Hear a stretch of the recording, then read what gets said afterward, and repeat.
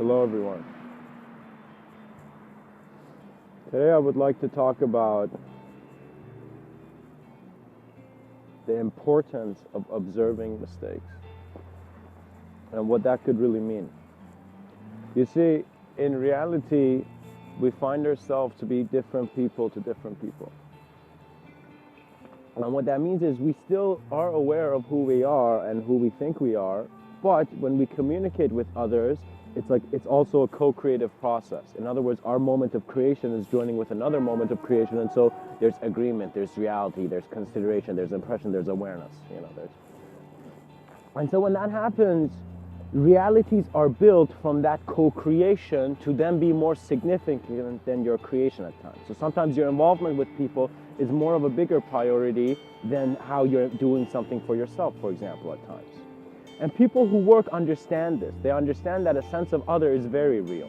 People who haven't worked yet, they're still observing the sense of self first. They're like, okay, let's see what I want. Let's see what I can do. Let's see what's for me. And it's not that you are making a mistake. It's just that you need to be aware of the creation that is occurring within the moment. And when you become aware of it, you see sometimes the problems you thought you had were emotional registrations that you were having that weren't yours. For example, you just saw a sad movie and suddenly you feel sad and you think, gosh, why am I such a sad person? No, you're not, So you need to be aware of how there's creation. But it's very important that in your awareness, you're not segmenting things. What that means is that I'm not assuming I know you before I talk to you. And that's very important. Because then you have an authentic allowance to allow the person to express. Sometimes the people I talk to, I notice it's like the person is not comfortable talking, not just to me, just because he's in a strange environment. Because the environment is not giving him permission. And so you see, the environment was never here to give you permission. It was man who gave himself permission to move. In other words, it's as if life's just given you this room, given you this world, and you choose how much you can do what you want with it. And so this is very important because the most crucial thing you have to study about what must be done in this life process is your moment of being. And so by studying it, you will tap into its infinite value, which was what human beings did, let's say 1,000 years ago or whatnot in ancient India. They just tapped into how they were more than just their human dimension. You see, at first your mind wants to create games to look cool like the movies you've seen. And what that means is that you want external fanciness. So you want externally to be fancy. You want things still. You still have, and you see that all those wants are originating from a sense of self that is not accepted by you. There's a part of you that you have not accepted, and that is why your ability is a bit not there. Because the last part of the greatest act of the leader, and what that means is that if we could just for a second go into Martin Luther King's mind right before he gave his greatest speech, we would see it's as if he was there and he's like, these ideas have never been heard by man. I have a responsibility to communicate, I know. And so he had this momentum beyond his physical form. It's as if he was being blessed by greater winds to do his talk. And as he was, we see that it's as if one man saw that it was his ability to clearly and compassionately see value in existence in which he could be part of a valuable co-creation. And what that means is if you think you're talking to someone lower than you, you will immediately sink to their level because you have created a dynamic where there is a hierarchy. Do not create yourself hierarchy. Take off that hat when you go and talk to people. Do not constantly try to place people in how your reality is. And that's kind of arrogance, by the way. Just think about it like this. You're sitting in the park, you've just got, let's say, the greatest raise. You know what I mean? Your boss has just given you like your Christmas gift, let's say. And you're just sitting down on the bench, and suddenly someone comes there and starts yelling at you and telling you stuff and telling you blah blah blah blah blah blah blah blah blah. Some random guy, and you're seeing this. You will see that, would you let his reality to intrude? Would you let, if you're sitting in the park and someone coming and telling you, you don't know who you are, man, or someone coming and telling you, like, you got to do this, you would not, it's as if their command is not real for you, and that is why your reality doesn't change.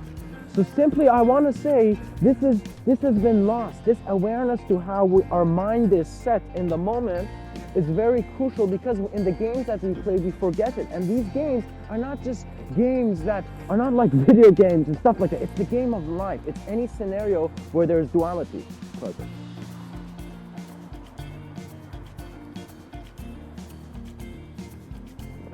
Now, the whole point of this is that in moments of awareness, creation is formed at times. But the awareness can never be formed. And so you need to understand that there's an infinite aspect to how you can experience your moment. I'm not even considering you to even be a humanity. I'm just saying as an awareness of existence, just your awareness and your existence, regardless of that, all that form is an infinite sense of being, I guess, you know. And it's more than just all the wonderful imagery in your mind, because it's as if for an instant you have acknowledged all your memory in everything that is here now. It's as if the present moment never needed time. We never need to check our watch to know, oh, it's right now. You know, we just know it's now. So it's from that knowing of now in which many aspects of our individualized mind is cleansed and integrated. It is through the transparency of being in which everything is relevant to. It is in awareness that you exist. Because if I close your eyes, you'd suddenly see the color in your world has disappeared. But it is very important for you to know life beyond that which changes. And so how can you know life beyond that which changes when you're a temporal being, when you're someone who's here and you're here for a limited time? It's as if, you know, you're invited to someone's house, which is Earth, and you just come here and you're like, oh, nice. Oh, I don't like how this guy's, set up this part of his, let's say, studio or whatever. But pretty much what I'm trying to say is that we need existential sensitivity. And in that existential sensitivity, there are realms where they are beyond definition, beyond term. They're just your experience. And the reason they are just for you is that you don't need external satisfaction. So you don't need to go to some psychic and ask for, oh, what is the next step? You know? Because then the only way that could be satisfactory is you are going by your longing. It's as if synchronicity guides you, and you will see it's as if you never went to the psychic. It was just the communication of the day that told you the meaning of your life.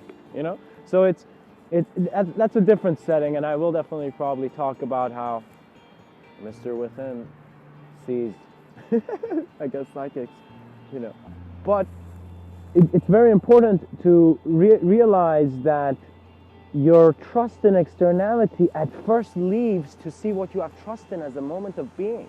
So that is the search. That is the part where you're asking the question. Then you will see the minute you have had an awareness of the question, the answer begins. It doesn't matter.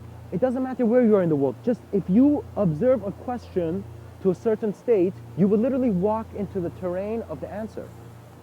So if you give me a question, any question, and I just leave it here, I'm not telling you I know everything, I'm just observing it. By observing the question, after a certain degree, I will, in a sense, be the creation of the answer in my subtler plane. So I will immediately have an experience of how my conception could even frame such a thing.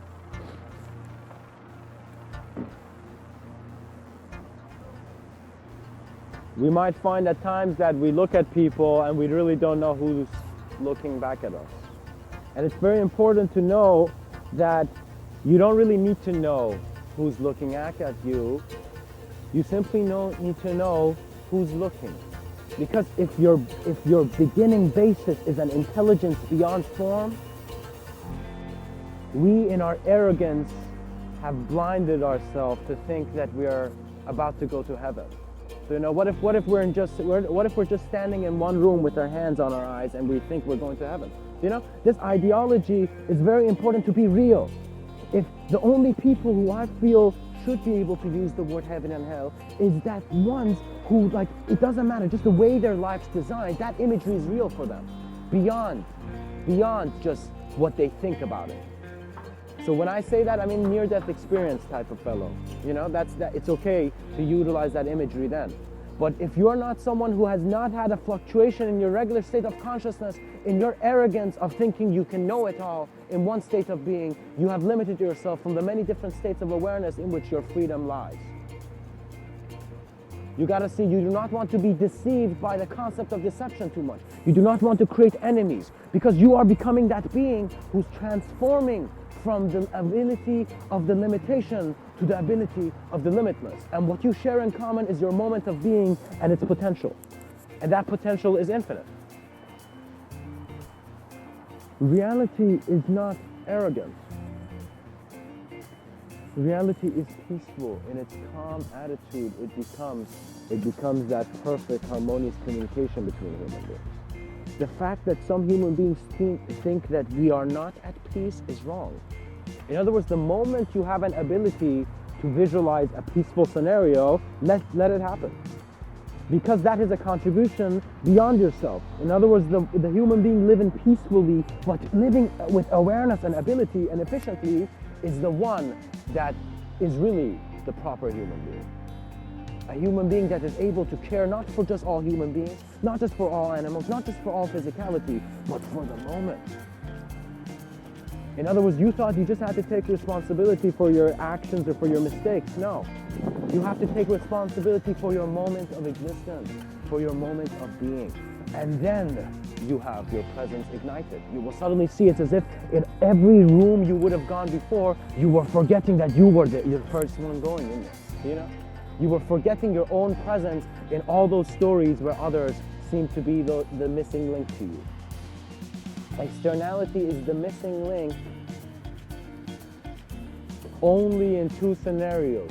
When your awareness is aware of its internal dimensions, in the sense that it can go into a sense of not thinking, and also that state where externality is suddenly being told to you to be observed. So sometimes I've noticed in my natural process, so let's say I'm a flower, or I'm some plant, I'm a tree or whatever. Let's say I'm this tree that's growing. And as I'm growing, I'm aware of how I'm growing on my own. Suddenly, let's say someone throws water on the tree. You know, we are not aware, but maybe the plant's aware. Maybe the plant's like, oh, wow, someone's throwing water, nice. You know, suddenly the plant may be experiencing that. So similarly, in how I've observed my natural growth, there's a speed to it actually. And what that means is that I notice, based on my sensitivity to my observance of thought through presence, that many of the things that I usually think I want and I need to survive are not the things I need to survive. I need my awareness to survive, because without awareness you don't exist. So the most crucial thing before your human structure is actually your existence as awareness. And so you need self-awareness to study this. Self-remembrance. You need to be that person who's not just doing homework in the library, but also observing yourself, also observing your roots, observing why as a moment of existence you have suddenly been placed in this family or in this place or in this location, in this reality, in this storyline. It is your immediate responsibility to observe your story and to become its most profoundest element. In the sense that every story you read, you are the moral of it, because at the end of it, you're the one who's receiving the story.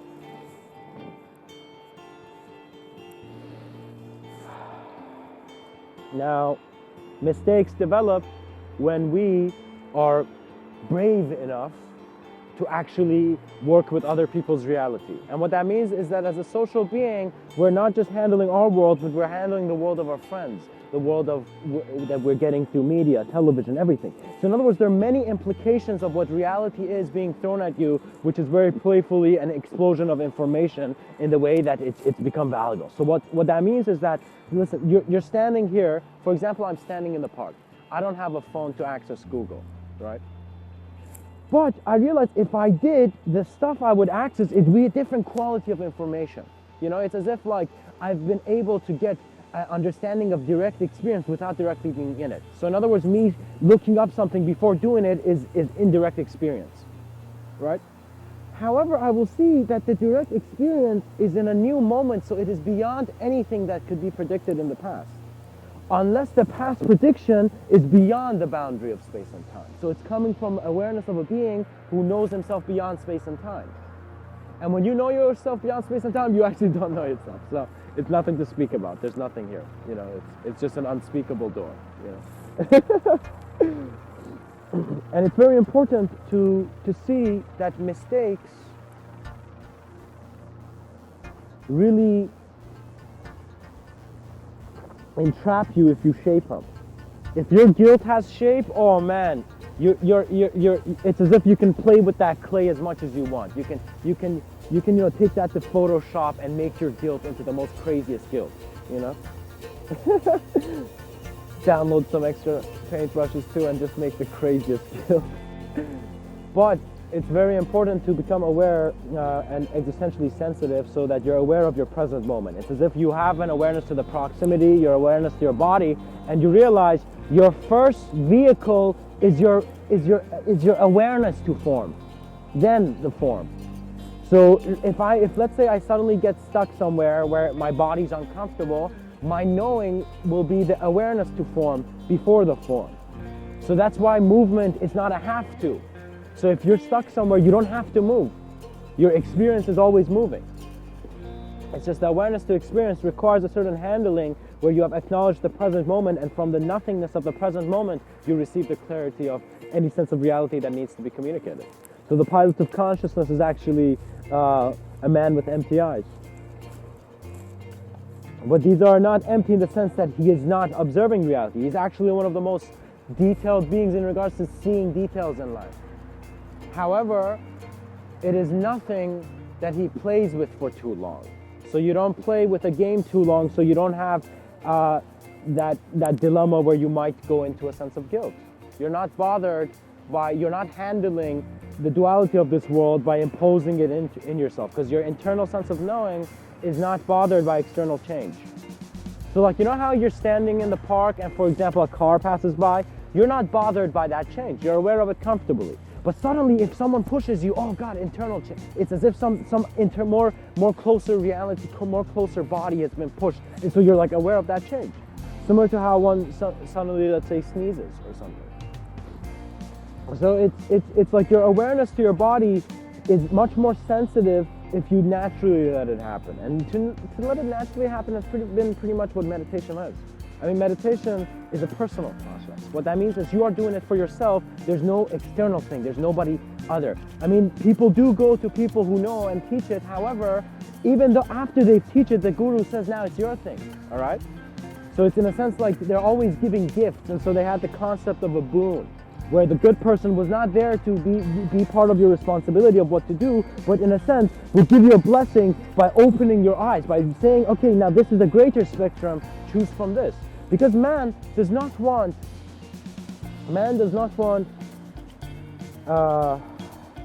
knowledge with limitation. You don't want to be a limited being and then be given knowledge, because then you'd be like, gosh, I can't see it. It's as if me giving you the greatest book ever written, but it's in Italian, let's say, and you don't know Italian. So it's very important that we align ourselves to the present moment, and the simplest way you can do this out of any complex idea is your breath. So if you go into the most overwhelming experience, your breath is always in the present moment. Become aware of it.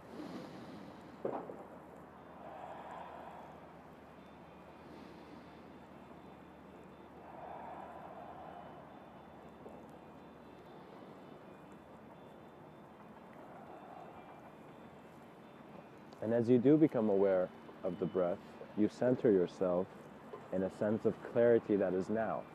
And it's an immediate thing. Because in this life, we've had many teachers communicate that it's time for you to stop engaging life externally and engage it internally to then discover yourself. But afterwards, you see, after people have reached that sense of emptiness, it's as if you go into this room where you have such clear observance of your life, you become the next act in such a profound way. However, when you're in that room, it's very important for you to, from a transparent view, observe the meaning of life for you. Because it's as if all our choices in this reality has been based on exactly how much we can see. So I'm judging the self. So who for example, Amin is, who I am, is just a sense of self visible in the light spectrum. But I know that my existence is beyond the spectrum. I know that as a painter, my intelligence is beyond the colors I'm drawing with. So, painting with. So, with that awareness, the limitation is never there. And that's the state you want to be, and then you want to really just work playfully in life. Just move. And when I say move, it's as if it's a movement where it's as if you have just observed the game from the stands, and now you know exactly what was missing, and so you're going back in. It's very crucial to know thyself beyond any sensory sense of self, and that is actually an internal thing. You got to do it for yourself. Self-observance, self-remembrance, self-awareness. And of course, as a profound Zen master named Thich Nhat Hanh has said, smile, breathe, and go slowly. Because if you truly understand the meaning of these words, you have just found the ability to navigate any vehicle. Any vehicle.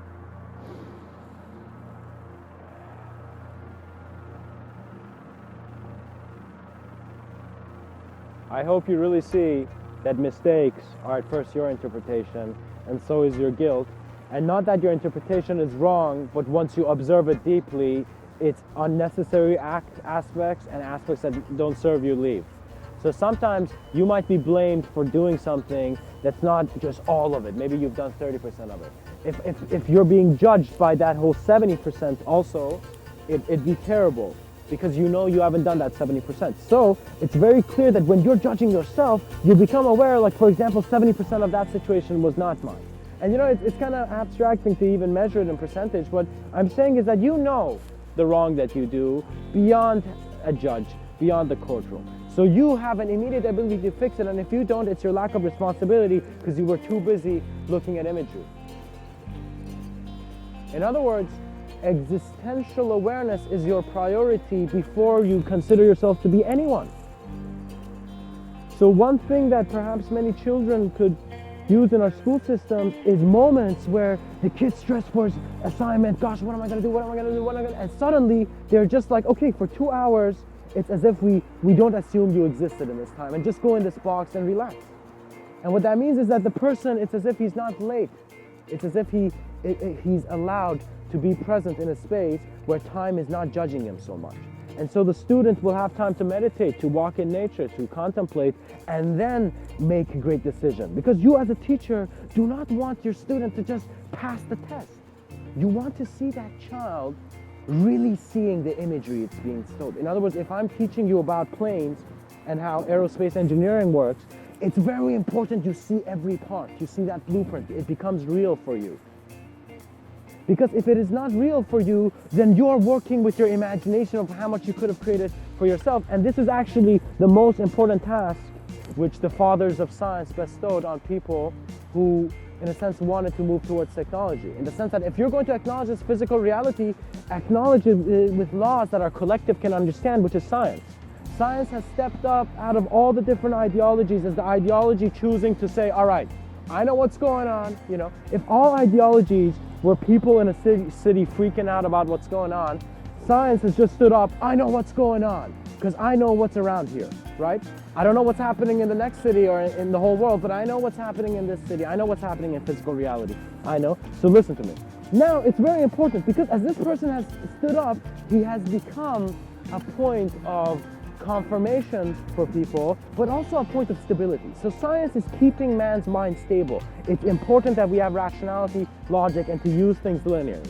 However, suddenly you begin to see also that science after some point is like, hey, I know it, but wait, let me check. You know, and it's as if like science is seeing that and it's trying to check, it's really not knowing it. So suddenly, our sciences are reaching a point where the human experience is moving beyond its limitations, beyond actuality. In other words, that moment where you fell asleep was as much of a black hole experience as that actual black hole where nobody knew what happened. You know? So it's very important to see where the event horizon is, I guess. And I kind of see it in this way, that now that as a human species, as a human race, we've just developed a proper language, like we've developed a ideology that can explain things. It's very important we utilize that ideology as a platform. So science actually, in a sense, would be more appreciated if it's something really suddenly you learn immediately, but you just use it as a platform to explore. Because the state of mind of, for example, Isaac Newton was that of an explorer. But the way science is being taught today and in a sense dictated to kids is telling them, don't be an explorer because we've done the explorer. And that's important because consciousness must always have the awareness of a sense of self-exploration. We need men who shout grace. That's it. You just need to be someone who's communicating with an awareness that is life sensitive. And then you will see that you will become a helpful person. You will see that you do not want to keep knowledge from people. You don't want to keep secrets. You don't want to do underground deals. You know, you're open and you realize as a free being, you are free to walk. And so the activity changes you. It's not that your habit of doing it constantly. It's just the nature of the ability. Like, let's say if I am a person who has suffered from, let's say, drinking too much, it is the act that is making me not free. It is the act that is making me an alcoholic, for example. It's the act of drinking. So literally, if I stop associating, if I stop using that act, after, let's say, a couple months of me just doing something else, for example, you know, walking by trees, looking at trees, you would suddenly see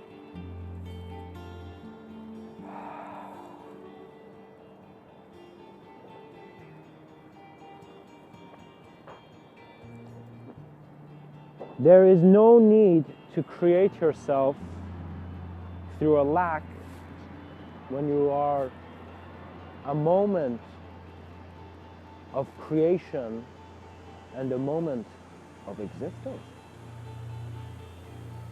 They're taking this away from you if they give you ideology. If you talk to someone who is so convinced about reality, and if their reality is not accurate, even for themselves, you will have chosen to have been lazy in your exploration. And so of course we have lazy explorers. I was one of them. I would not go towards where I knew the knowledge was. In other words, I had an intuitive sense of what I had to do, but I wouldn't do it. Because it seemed like when I would try to do it, I'd be like, why am I even doing it? Why am I even, you know, I was such a philosopher at first, in my misty days, that I was completely getting rid of a need for action. It's as if I'm like, okay, I'm so lazy that I don't want to act. I don't want to do any work. Before doing the work, I just want to see. You know what I mean? So I would create excuses as great philosophies. And you would see philosophy is actually man's greatest excuse before he dissolves into direct experience. It's that moment where you've perhaps gone late to a meeting and you're just, you know, you're like, sorry everybody, and then you walk and do your thing. You know what I mean? It's like that moment where you are aware of your reality's fluctuation to a degree that you're comfortably handling it.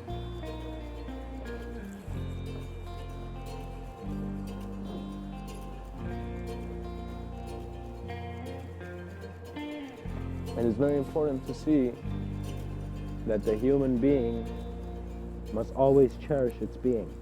And it should be the task of every human that if you're around and you see someone not really, if there's still depression in 10 years, I'd be ashamed. I mean, there's no reason for there to be these mental constructs that one can observantly, in a sense, transcend.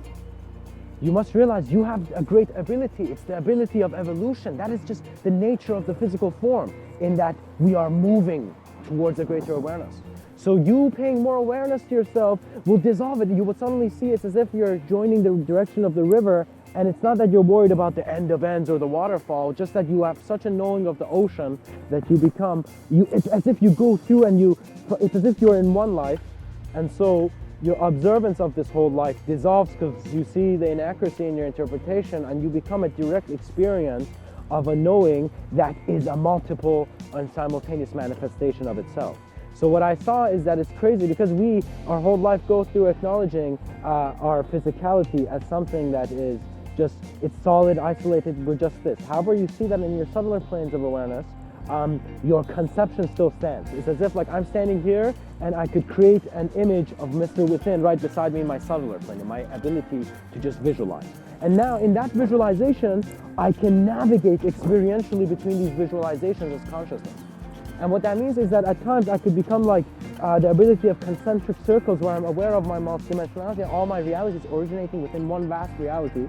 So it's as if my formless knowing becomes my permission to be present in multitudes. However, at the same time, there are different ways of it as well, in the sense that you see it's like, visualize it like the flower of life and how they are, in a sense, creating different categories. In the sense that my multidimensionality can also exist. If I have a chat with someone, in that chat, how they see me, I immediately become aware of it. It's like another sense, you know?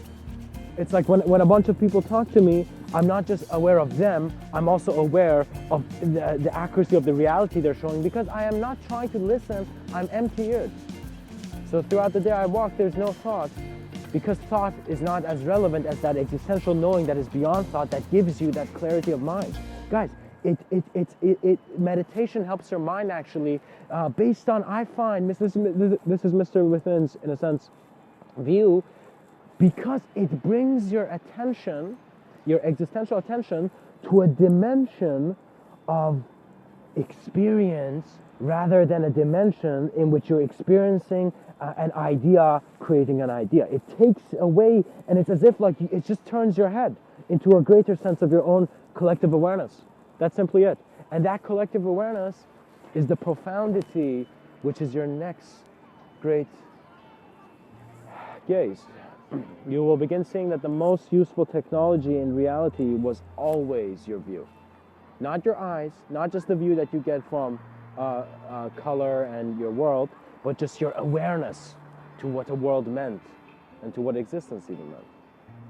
Because not many people find themselves being able to, in a sense, run into this battle in which man has always been fighting the unknown to see what it is. But some men have understood you don't fight, because when you fight, you always are expecting an enemy. You love, and in that love you'll allow, and that allowance is natural, and that sense of nature is all that you need to know. And in that all that you need to know, one moment has become all moments. And so mistakes could never exist when you become aware of the simultaneity of your presence. Because your guilt is just one route of how you have dictated shape. So what that means is that, let's say I do something, let's say I throw my trash and it doesn't go in the trash can, it goes on the side. And just as it falls on the side, it's like, you know, a piano falling on the ground. And I kind of see that I can choose to create my imagery in an infinite manner. I have found actually within myself, and I think any artist would agree, that there's an aspect of you that can create a new idea. And so guilt is actually a new idea which you're using old colors of your memory. You're using old past experiences, and sometimes those old colors are just still in your awareness. You need to cleanse your awareness by becoming aware of the present moment and do not interpret. That's it. Literally, there's no other sentence that could be more helpful. Do not interpret. Be aware. Because mistakes are your responsibility of being involved in realities where you think you have to be only that. It's very hard, guys, especially in this society, to get into a state of mind where you don't have to. And what that really means is that a lot of people might think, oh, nobody controls me, I have my own sovereignty and authority. But it's very important to also have an ability as your own authority to move beyond your limited form. So it's like, it's not just, you know, it's like I don't want to interrupt your weekend, but it's kind of important to ask what you are as life. It's important to see who you are, to discover the answer to who I am, not just in just the first ideas you have, but in how all idea is present in your awareness, of how all reality is manifest, and how this plane of dimension is something in which the pilot of consciousness has always, in a sense, dreamed of. You know, it's in a sense a potential in which reality is finding a presence that continues. Your mistakes will fade, it will feel as pleasant as jumping into a pool on a summer day, because you will see that you did not have to carry that weight. You will see that there was always an allowance for your greater ability. It's just that there requires a bit of self-awareness you need to do. And this self-awareness is nothing that others can give you. I mean, life is giving you, in a sense, but the best way to become self-aware is to just be aware of your concept of other. What does a sense of other mean to you? And this has many dimensions, because a sense of other could be like that trash can over there. A sense of other could be that idea of let's say someone I'm supposed to meet idea. Do you know what I mean? Like it's very important you see in how many ways you're experiencing a sense of other, because that sense of other is creating a sense of space for you, a sense of distance with you, which is then creating a sense of time in which then you think you're in a box that science can explain. We are in a box that science cannot explain, because experientially we're more than the physical body. So if the best way I find our sciences can enter into a dimension where they can explore a sense of simultaneous being is by understanding that all branches of knowledge have the same roots. And those roots are present in a soil that we cannot see. And so we've called the soil dark matter. And we simply see that because we don't know it, we are the first ones to put a value for it in our reality. And it's very important to see the value of life beyond what's right in front of you.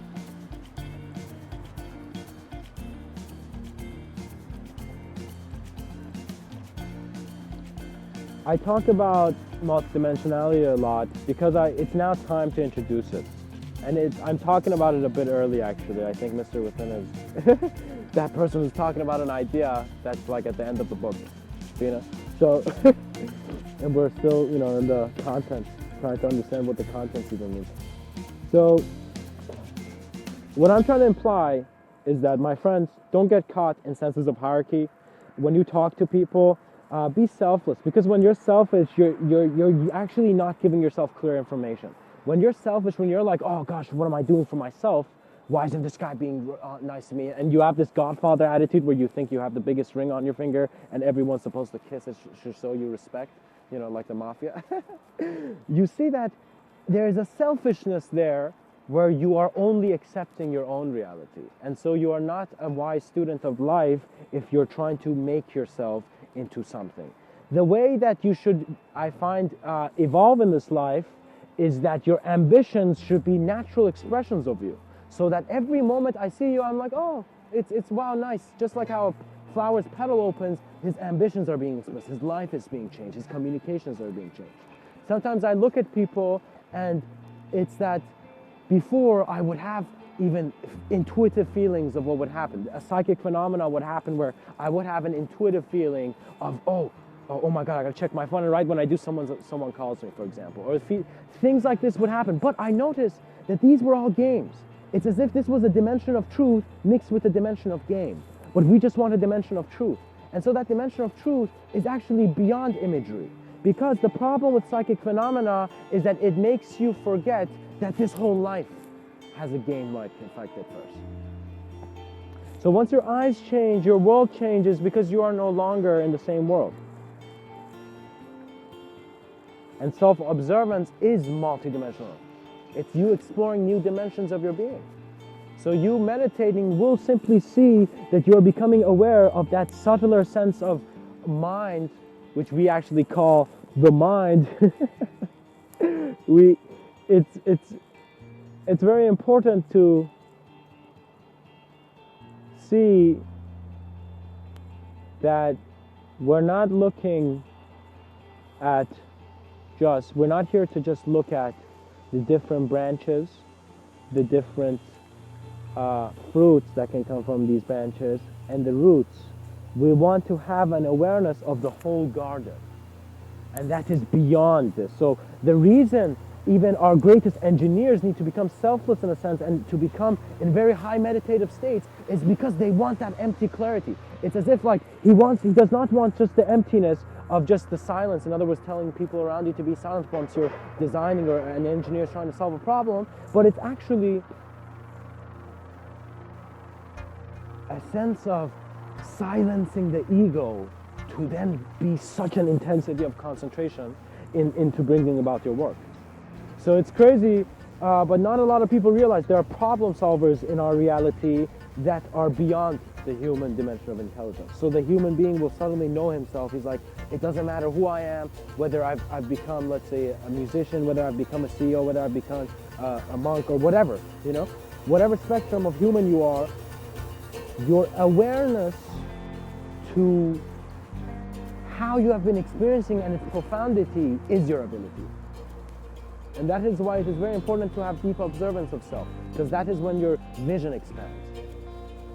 You expand your own vision. It's not that someone comes and says it. Regardless of how much I speak, the greatest expansions of your vision happen when you look at yourself, not when you look at the words of another man, even though I'm speaking very transparently. I hope that in your remembrance of life, you know yourself to be complete existence. Do not create a duality where you are far from absolute experience or from the ultimate reality. And what that means is that do not think that you're a limited being before it's actually real for you that you're limited. Do not assume you have the limitations of the senses if you haven't really observed your gaze. It is up to every human being to have the clarity of not being interrupted when they don't need to be. There are times where I've noticed it's not that I was weak, I was shy, it was all that. It's just that life interrupted me when I was looking at something. And so the moment of being should never go out of your awareness in the sense that you think you're just the body. You're not the body, my friend. You're the compassionate essence that is keeping all that is here. This sense of compassionate essence is your knowing.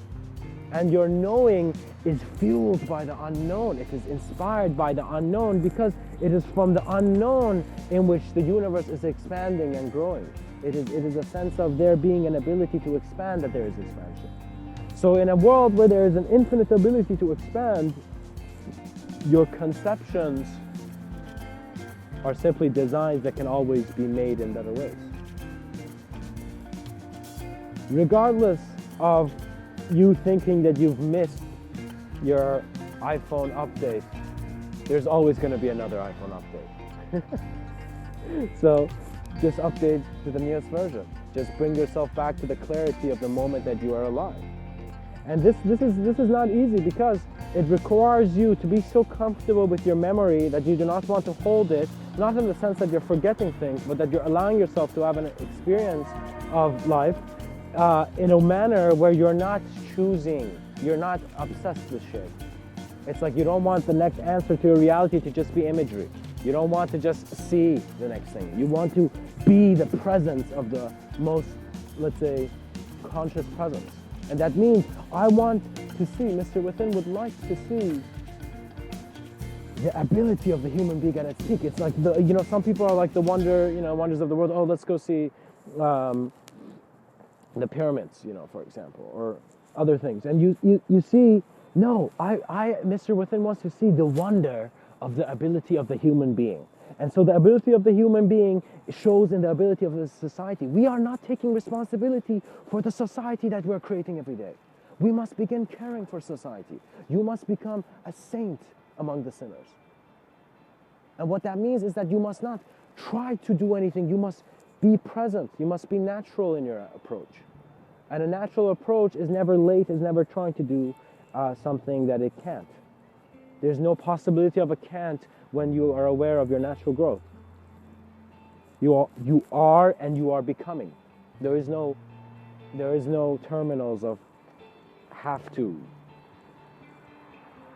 So we must grant an allowance for others to have a moment where they can acknowledge their view. It is very important that we have a foundation of nothing for every something that we want to explore, because there has been human rights, but there has not been being rights. As in, before your humanity, what are the rights as a being? And you see, the rights of being is any being is allowed to be. However, if the conduct of their form is not resonant to how that collective individuation chooses to be, then there will be an organization through being, not through doing. In the sense that if our weapon systems will no longer become physical destruction.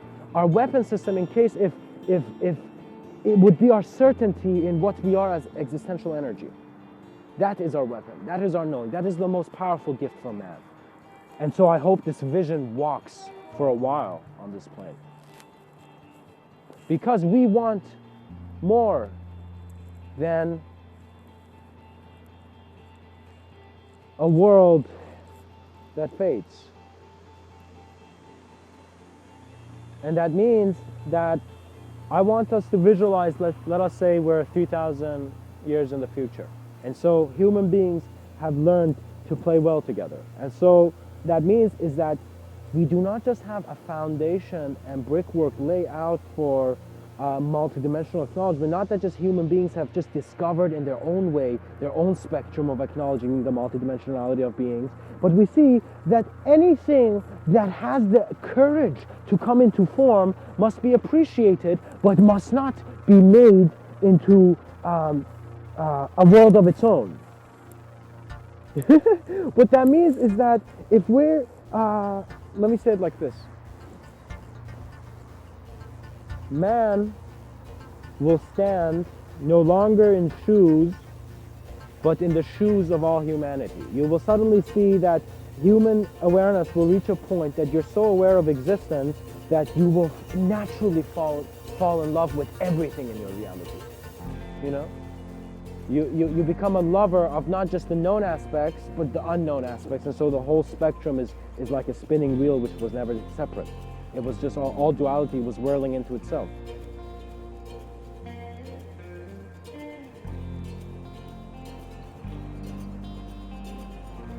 Now,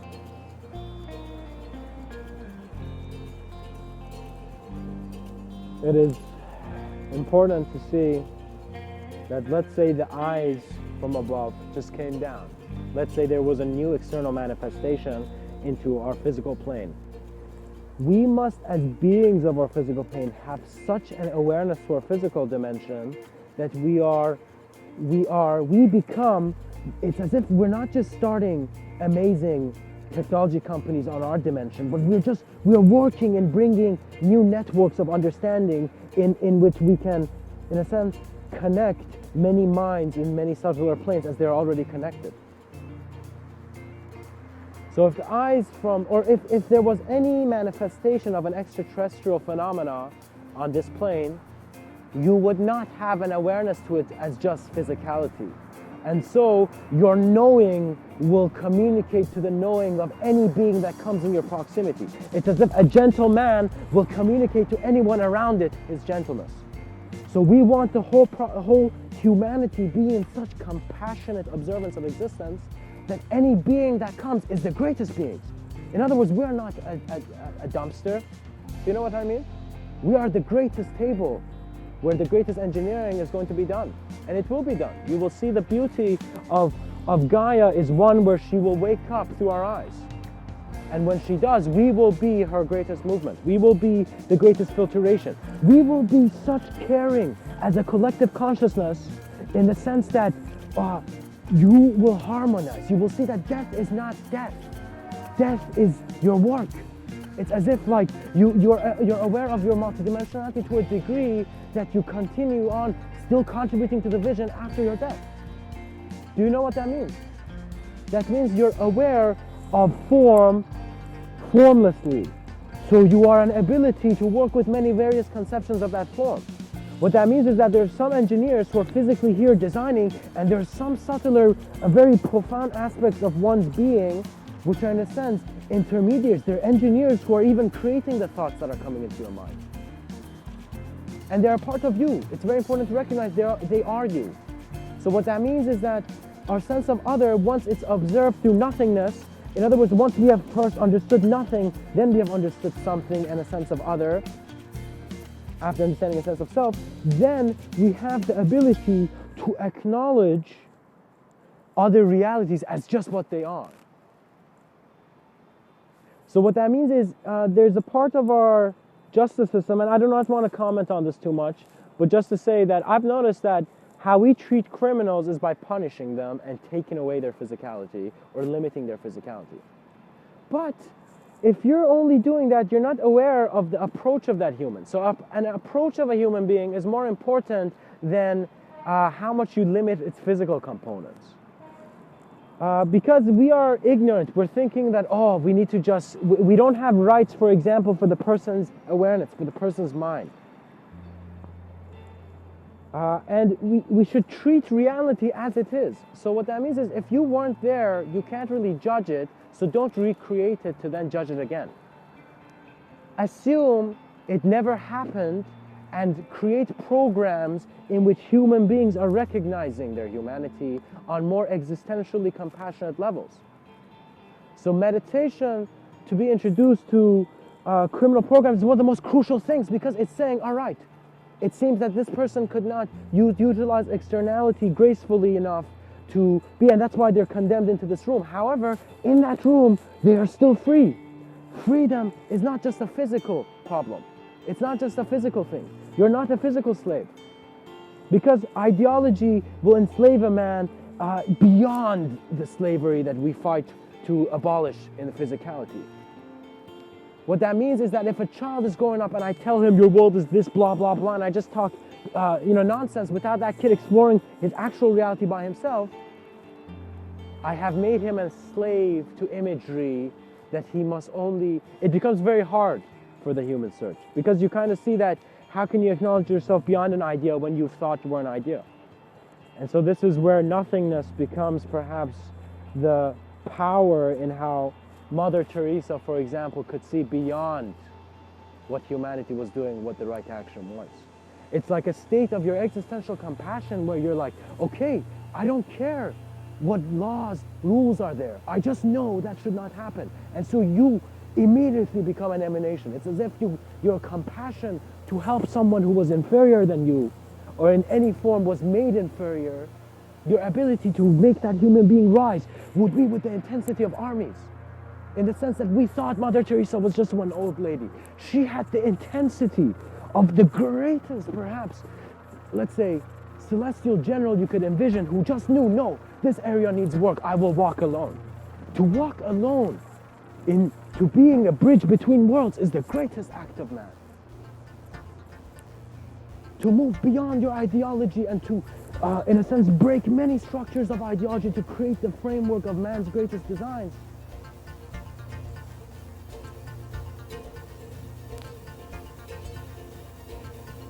Is where you have truly found the meaning of living, which is beyond living.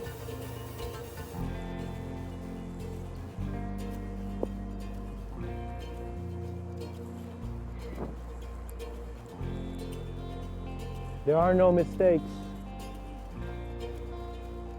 when there is no you, when in this infinitely expanding world, you're always a new moment of awareness. Allow yourself your existential ability by becoming sensitive and studying existence. Study your existence. And if you constantly get theories and ideas, write them out. You don't need to communicate it to many people. Because if they need to be communicated, they will go on your own. You are studying life to the degree that you are using the Buddha's. If Buddha was giving you a study tip, he's like, you want to know how I studied, buddy? You know how I studied life? I sat down by a tree and I decided not to get up until I knew. And how much do you have that intensity to calm yourself gently and to do one of the most beautiful and most pleasant acts that a human can do, and to go in a comfortable nature spot, sit down and just be in the presence of the naturalness of life. It will not just clear your mind, it will not just get rid of therapy bills, it will show you human psychology was never an external phenomenon.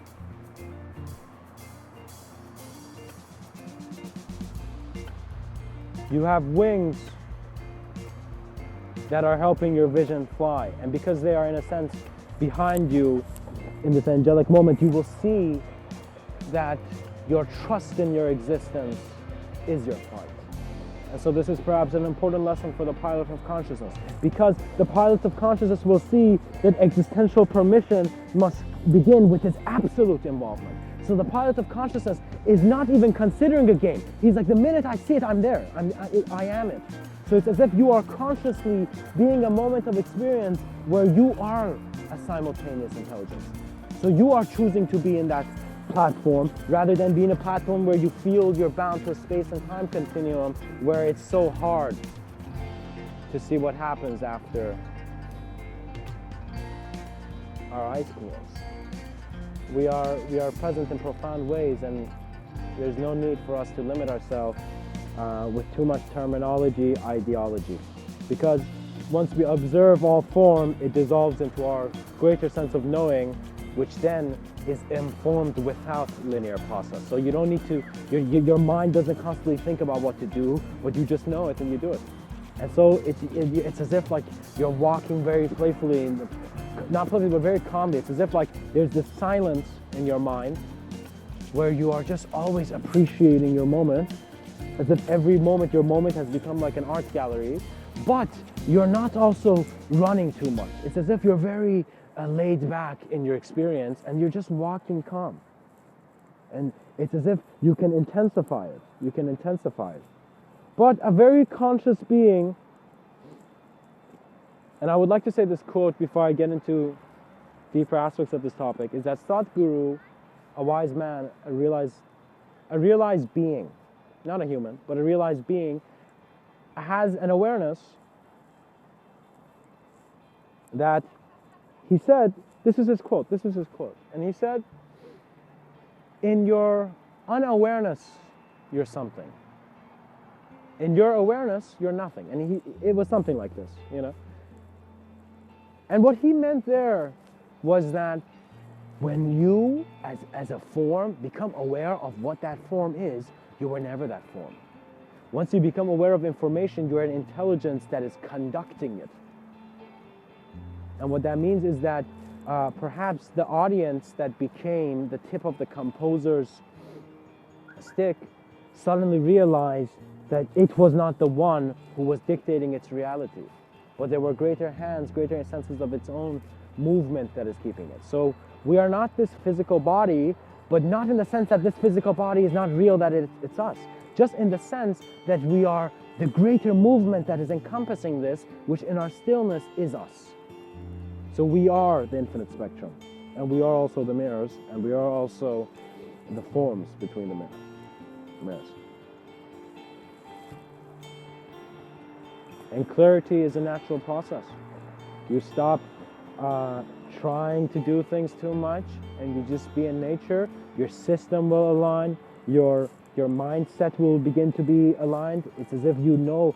Listen, you care for yourself. It doesn't matter whoever you are. If you could be a celebrity and thinking, oh gosh, I gotta go to therapy or whatever. You know, I don't think you need that. You don't need something from someone else.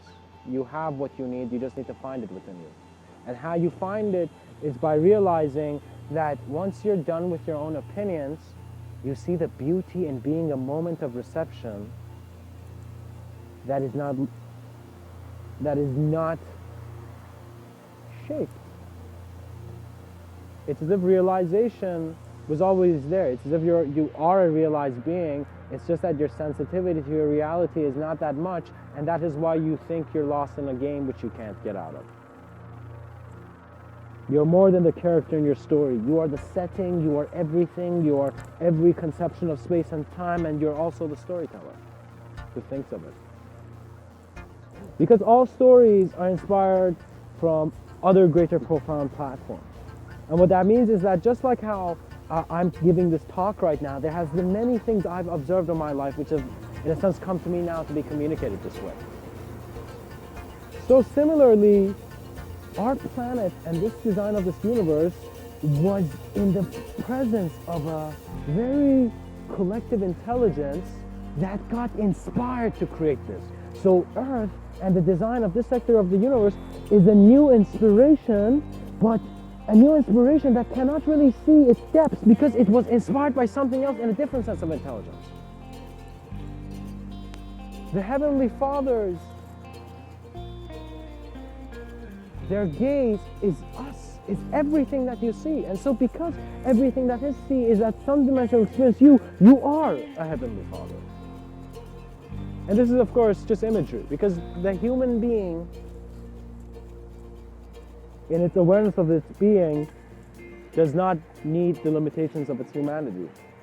It becomes a greater observance, a greater view.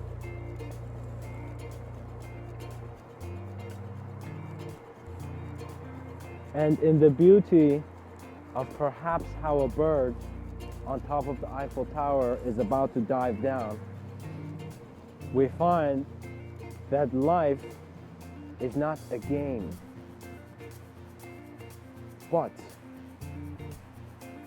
is the infinite ability to transcend the game, or any game, any form. And pretty much what I'm saying is, once you know who you are, you were never just who you thought you were. Much blessings and namaste.